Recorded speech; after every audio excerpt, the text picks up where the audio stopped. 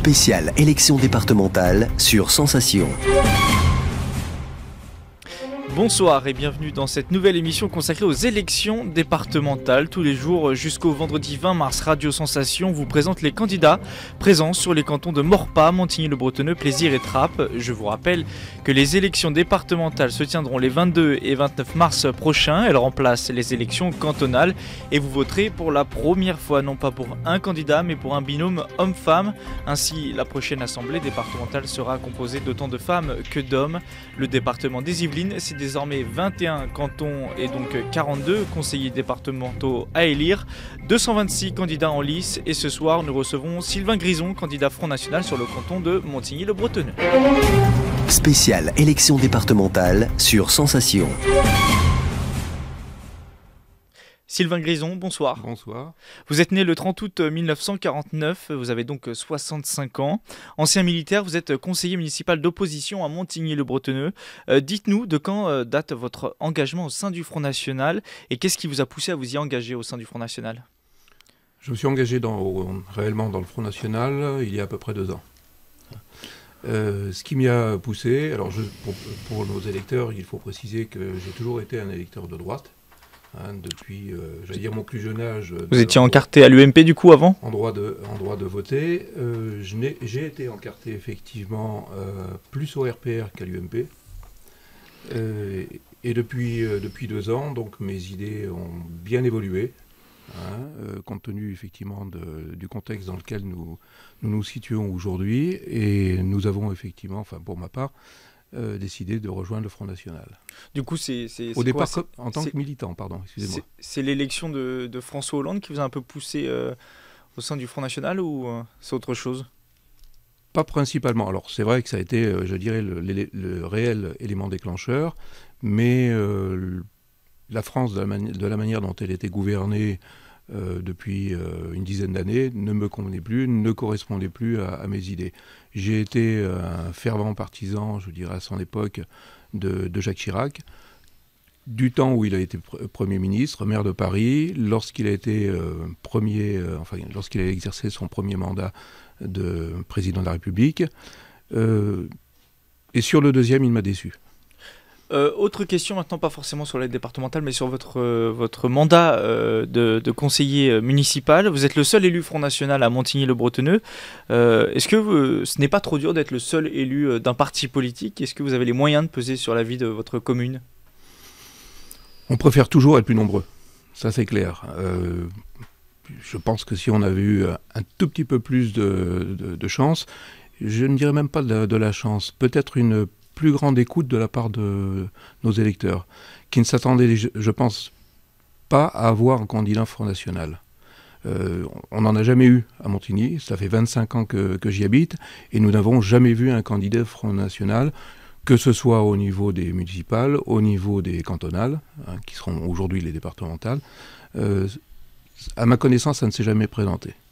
Alors pour ces élections départementales, vous êtes donc candidat sur le canton de votre commune qui comporte également la ville de Guyancourt et vous formez un binôme avec Eugénie Lavigne. Qu'est-ce que vous pensez d'ailleurs de cette idée de former des binômes pour les élections ? Être à deux, est-ce que ça présente d'abord des avantages ou des contraintes supplémentaires ? Je dirais des avantages dans la mesure où on répond à un souhait qui me paraît quand même relativement légitime d'avoir effectivement une majorité ou une opposition, mais relativement équilibrée, avec des hommes et des femmes. Là-dessus, sur ce principe-là, je n'y suis absolument pas opposé, bien au contraire. Par contre, même si on a réduit le nombre de cantons, il faut quand même savoir qu'on a augmenté le nombre de candidats, et donc de gens qui seront élus prochainement au Conseil général. Vous dites que du coup c'est une intention pour rien ? C'est un coup perdu pour rien, cette réduction du nombre de cantons ? Si on peut le voir de cette manière-là. Moi, ce que je regarde surtout, c'est le coût.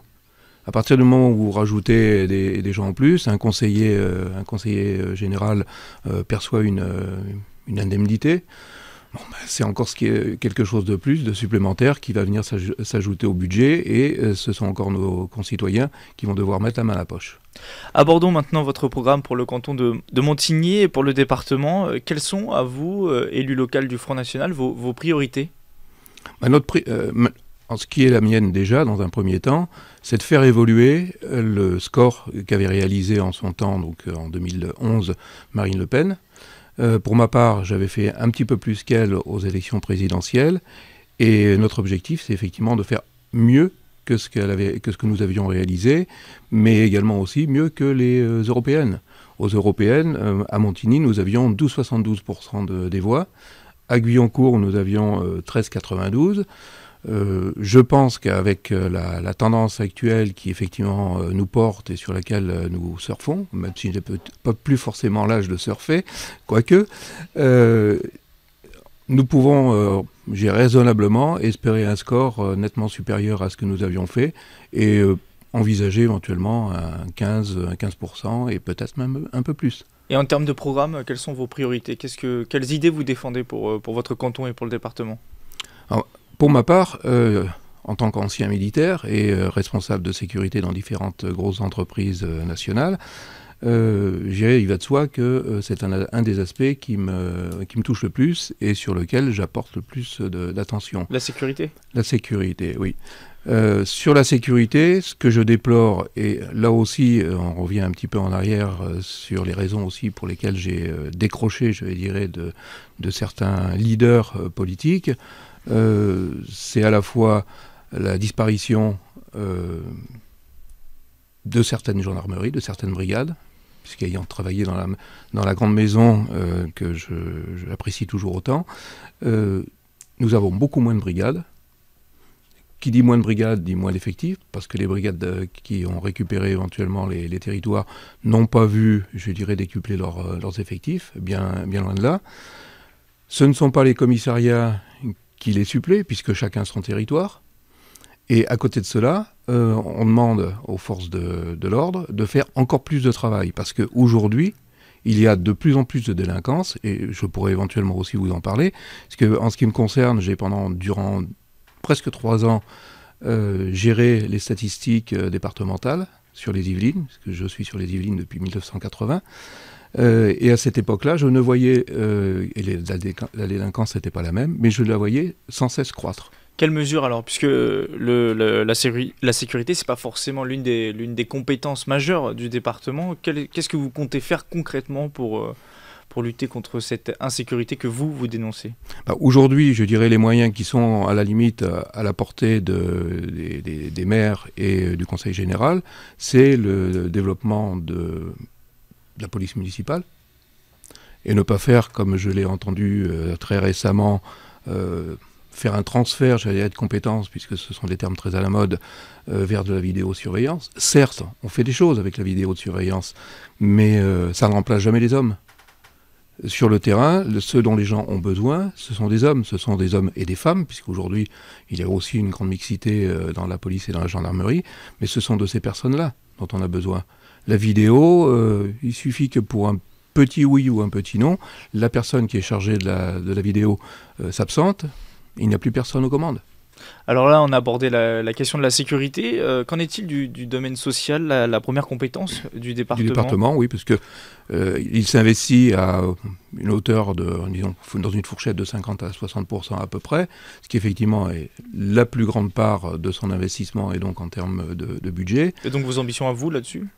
C'est surtout de développer, je dirais, les aides aux personnes âgées. Je connais relativement bien le sujet parce qu'aujourd'hui, d'un point de vue tout à fait personnel, je suis confronté à des situations très concrètes.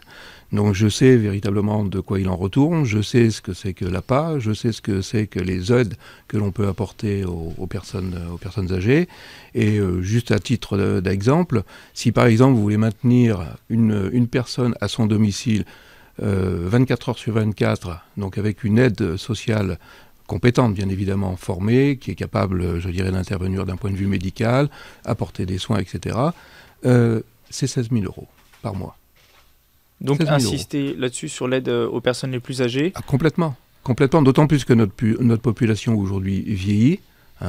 Il y a bien sûr des maisons de retraite, il n'y a pas de problème, mais une maison de retraite, c'est aux alentours des 3 000 € à peu près, et encore, c'est un coût moyen. Vous en avez des moins chères, mais vous en avez surtout des beaucoup plus onéreuses. Et malheureusement, dans les Yvelines, vous avez beaucoup de maisons de retraite qui sont beaucoup plus chères.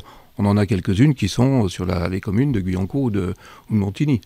Alors sur le site internet du Front National pour les départementales, il y a un programme qui est en ligne et sur ce programme il y a inscrit le Front National fera la chasse au gaspillage.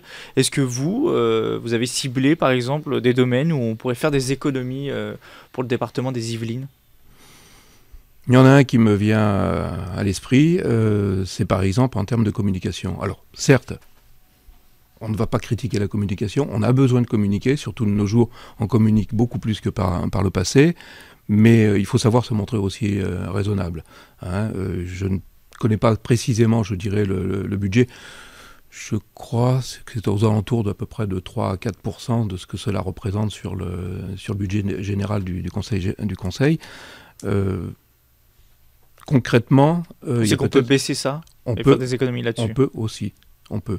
Et quand on voit par exemple que dans ce qui était le cas il y a quelques années, aujourd'hui ça l'est quand même un petit peu moins, on a des revues qui sont de qualité, certes, mais est-ce qu'on a besoin de revues en papier glacé ?